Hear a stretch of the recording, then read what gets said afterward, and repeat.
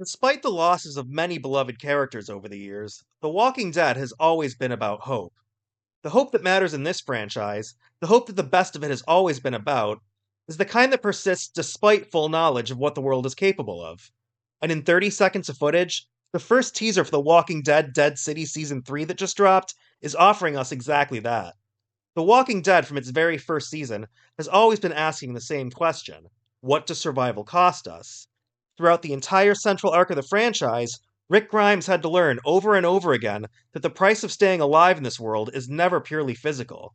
The real toll is paid in moral compromise, in grief, in the slow erosion of the person you were before the world ended. Every community the franchise has built, the prison, Alexandria, the hilltop, the Commonwealth, has been an attempt to answer the same impossible question.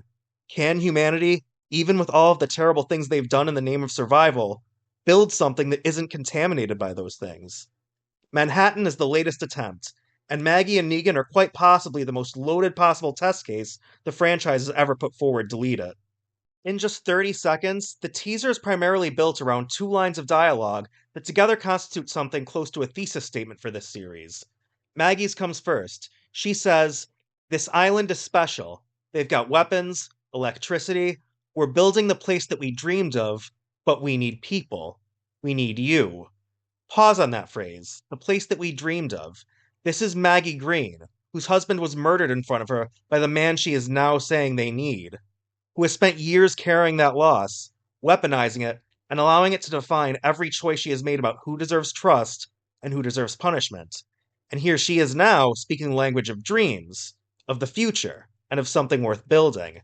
That she is saying these words to Negan of all people is not just a narrative convenience, it's the point. And then Negan responds, "No one but little old me could keep this place safe." And his swagger and grandiosity are intact. But listen to what the line is actually saying beneath the performance. He's not threatening anyone, he's not positioning himself for dominance, he's making an argument for his own usefulness. A man who spent years defining himself through power, now defining himself through protecting others.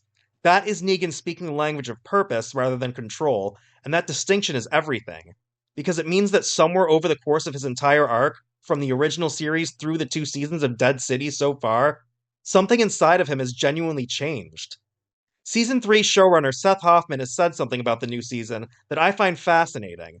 That there's no specific antagonists this season. No governor, no CRM, no Dama.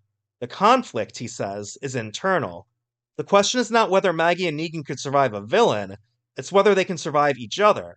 Whether two people so thoroughly defined by their worst moments can genuinely collaborate towards something good without their histories pulling them back into the same patterns that have always limited them. This is one of the franchise's oldest questions, asked in its most intimate possible form.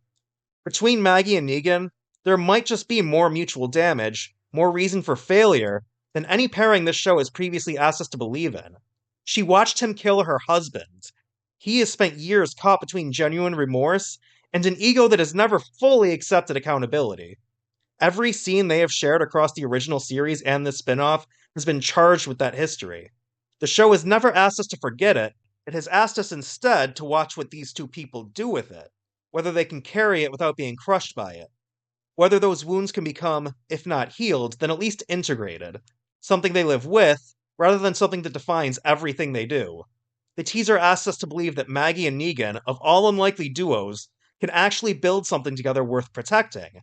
That is not naivete, that is one of the bravest creative choices this franchise has made yet. Because if it works, if the show can genuinely make us believe in this community, this collaboration, the seemingly impossible leap of faith, then it will posit a truly hopeful answer to that central question of what humanity is capable of. If this teaser is anything to go by, this season will give us its answer more directly, more honestly, and with more emotional stakes than ever before. The Walking Dead Dead City Season 3 premieres July 26th on AMC, and I can't wait to talk about it with you guys. So what about you? Are you caught up on the Walking Dead universe? Are you ready to see what Maggie and Negan look like when they're finally completely on the same side? And do you think they can actually pull this off? Let me know in the comments, and don't forget to subscribe to Fandom Frontline for more deep dives into the stories that shape our fandom.